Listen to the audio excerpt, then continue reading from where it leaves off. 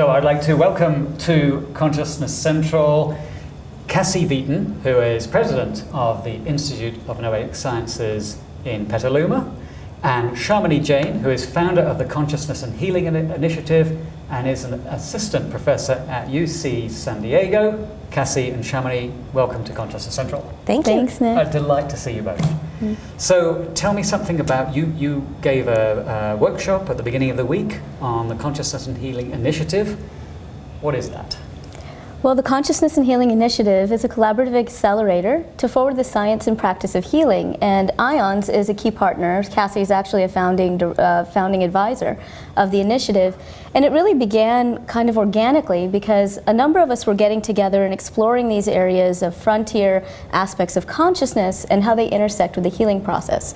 And what we learned as we began dialoguing is, we all have certain sets of skills, talents, and there was the great need to scientists in the area who were really interested in these frontier areas of research. Now, of course, as you know, IONS is a leader in that field. But we became aware of other scientists as well in major universities, tenured professors, other places who, were very successful, for example, in getting NIH funding for their more mainstream work. But they had these closet interests, if you will, and some of them not even closet, in areas of consciousness and healing, including biofield science, exploring spirituality and consciousness, in more frontier ways. So we all really got together with a number of different organizations, IONS, the Chopra Foundation, Miraglow Foundation, at the time Samueli Institute, and others, and we said, what can we do if we come together and collaborate to really forward this? And so that's how the initiative was born. So the workshop that we did was really nice because it was multidisciplinary, which I think is a key, a key focus of the initiative, and IONS is another example of how multidisciplinary science and practice can flourish. We, during the workshop, we explored these areas of biofield science and frontier aspects of consciousness from scientific perspectives, practice perspectives, and technology perspectives. And we, explored what it means to feel that. What does that mean experientially? How does it integrate into my daily life? So these are some of the areas we explored together. Excellent. So Cassie, you're coming from IONS. That sounds right up your street. Tell us how this all got started. Yeah, well, IONS for a very long time has been a leader in mind-body medicine, and IONS funded the first studies on meditation, for example, and the health benefits with Herb Benson at Harvard, and was key in starting the field of psychoneuroimmunology by hosting several meetings with psychologists, immunologists, and biologists who hadn't been speaking before, brain scientists who hadn't been really talking to each other prior to that. And then also has been a pioneer in concepts around distant healing or energy healing, and whether there's some way to investigate those scientifically. And so over the years we've made a lot of strides forward, but what we've noticed, like Shamini was saying, is that there are all these relatively small groups all over the world who are making incremental progress with really not enough funding to do these tiny studies with small sample sizes and not always adequate controls and all of this stuff. Still making progress and kind of fighting the good fight and being courageous despite a lot of backlash from the conventional medical community. So we thought that we could leverage our scientists and our educators by joining with the Consciousness and Healing Initiative, so that the idea being that if we all work together, we might make a bigger impact than if we all work separately. Can you talk about some of the, what would you say, are they called modalities or techniques, or what actually would be the substance of the initiative? So I think the question is, what have we been up to for the last few years, and what do we know about these studies of frontier aspects of consciousness and healing? Well, one of the areas that we've been focused on for the last several years has been in this area of biofield science, which is the study of energy and information as it applies to health, essentially. We can use fancier terms, but that's essentially it. And here's what we know so far. You've already heard a lot of talks probably at the conference this year on things like non-invasive brain stimulation, right? The use of bioelectricity, essentially, use electricity and magnetism to work with the body to facilitate some kind of a response in the body, right? That's one aspect of biofield science. And then there are these others that we call biofield therapies, which are things like Reiki, healing touch, and therapeutic touch, that make us begin to question can we explain the intersection of consciousness and healing in purely physicalist terms, right? So the study of things like biofield therapies in conjunction with some of these more electromagnetic aspects of biofield science really help us to, one, explore what do we really know about consciousness and its relevance in terms of the health process? Do we need to evolve our models of the body and how they work? Is there an intersection between some of the ancient knowledge that has been put forth in systems like Ayurveda and Chinese medicine? Can we understand those from a biofield science perspective, and what does the data say? So in a nutshell, I won't bore you with summarizing all the data for biofield science, but I'll say that, we've really taken a multidisciplinary approach to that. And one of the first things that we did as a group was we held a meeting in biofield science where we brought together healers, we brought together medical professionals, MDs, nurses, others. We brought together physicists, psychoneuroimmunologists, biophysicists to really explore this area in detail. What does the data say? And an outcome of that was a publication called Biofield Science and Healing, which is a peer-reviewed publication, a special issue that's published in Global Advances Health and Medicine, which is freely available to everyone and can be accessed through our website, which is www.chi.is. So that's part of what we've been doing, and we explored those areas today and during the conference. Excellent. And Cassie, IONS has been in this for a while, but perhaps not so much this sounds to me a little bit almost like more of a tech approach, if you're using biofeedback and transcranial ultrasound, things like that. And then there might be another approach which is more to do with working with other types of energy or healing modalities, or which might be more what you've been doing? Well, yeah, I think Shamini was actually getting at the point that we are interested in these devices as scaffolding for people's personal healing or healing of other people, but what we're really interested in is the role of consciousness itself in healing. And so these devices are possibly training wheels or, like I said, scaffolding for that, and they may just work on a very materialist, physicalist way. But noetic, as you know, is the inner world, and science is the outer world. And so what we're really looking at is how does intention, attention, perception, thinking, belief influence your own body, influence you when you're in a healing interaction as a physician or a healing practitioner, and possibly even have an influence at a distance and maybe even across time, which is the more controversial aspect of it. And I think what's been really exciting for me is I've been really interested in that intention, attention, belief, perception, worldview.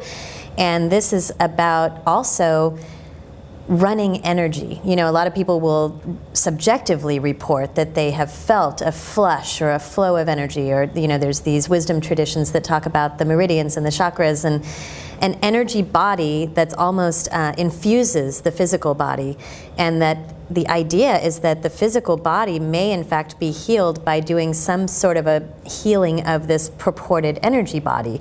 And so that's, I think, what we're really interested in looking at is there such a thing as that energy body? Are there interventions that affect that energy body? And is there an actual infusion or relationship between the energy body and the physical body, whether in reality or perceived? So we might ask ourselves where the data actually lies with these consciousness and healing practices like Reiki, healing touch, therapeutic touch, and others.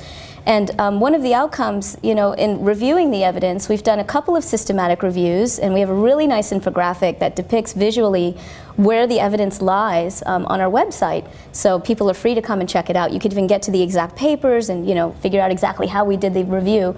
But the upshot is we know that these biofield therapies, these consciousness and healing, spiritual healing practices, have been effective in reducing pain, which is a huge problem, as you know, across the world, not just in the US. There's evidence to suggest they're effective in dementia in terms of mitigating symptoms in other populations as well. There is evidence suggesting that these therapies have physiological effects that are beyond placebo. They're animal studies, they're cell studies, but there's this much data. I mean, in comparison to, for example, we talked about technology, how much money is being poured into these technologies that we create that are outside of ourselves, because we have this idea that we have to project our consciousness outside in technology to heal ourselves back, right? The question is why we aren't investing in ourselves and investing in this kind of research where we can really examine the role of consciousness in the healing process in a deeper way, because there is some evidence suggesting we should really be looking there. So the initiative is, you know, part of the reason for our existence is to galvanize support for funding these scientists to do this work. Excellent. Obviously our culture, the Western model, Western medicine traditionally has been very skeptical of anything that goes beyond the clearly physical, and so you're entering an area which they feel a bit suspicious of, so they need that data, don't they, to really kind of reassure them, shall we say. You did mention one thing that I find interesting, and the word that gets thrown about a lot is this word placebo. And placebo is a fascinating thing because it's sort of, people dismiss it and they say, oh, well, that's just the placebo effect. But I always sort of think, well, wait a minute, don't just, you know, what is this placebo effect? This is a very powerful effect. We shouldn't ignore it. And there may be far more to it than, you know, it maybe needs reterming, rebranding with a whole new, you know, what is it really? Do you have an opinion on what placebo really is? Well, an early paper I worked on was called Redefining Placebo, and what it really was speaking to is placebo is probably the best proof we have for mind-body healing.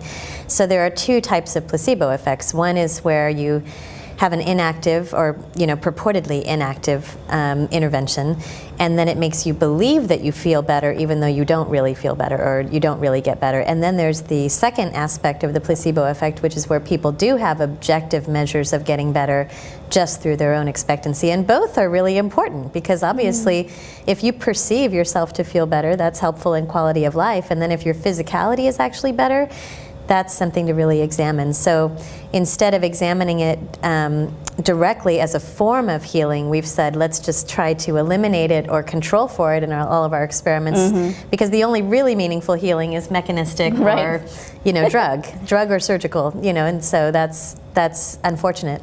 So I think now it's a really good time for us to say what you said. What is this placebo effect? Yes, if we can do a guided meditation. Yeah, how do we galvanize it? How do we harness it? There we have some intention going to the, essentially it's a mind-body mix-up. We can experience healing because of our intentions. So someone explain that. I have a whole framework that I was exploring for this because I think so many of us are so in alignment with this. And if we think about what placebo is, you know, we look at it from that behavioral psychological point of view. What is it? Okay, it's expectancy, it's conditioning. It's, you know, in the context of a clinical interaction, it's patient, therapist, you know, dynamic, right? It's meaning and context. So if we explore all of those things, I mean, what are they really? They're all consciousness-based, right? So placebo, in my view, is heal. It's holistic elements that activate life force. It's all contextual, and so there are all these layers of understanding what we call placebo, whether we're talking about it from an interactional perspective, a self-generated perspective, you know, then an ongoing behavioral perspective, but where does it start? It starts with consciousness. So this idea that we're like controlling for consciousness in our studies is just, you know, it's so backwards. Is there anything you'd like to say that people need to know? This is a good opportunity perhaps for our audience to find out more and how they do that, and if they want to get involved or just get information, what do they do? Go ahead. I would invite you all to join Chi, to check out our website and find amazing resources there for your own healing and your edification. The website is www.chi, Chi or Consciousness and Healing Initiative.is. So www.chi.is. Yeah, and I would say people can go to the Institute of Noetic Sciences website, which is noetic.org.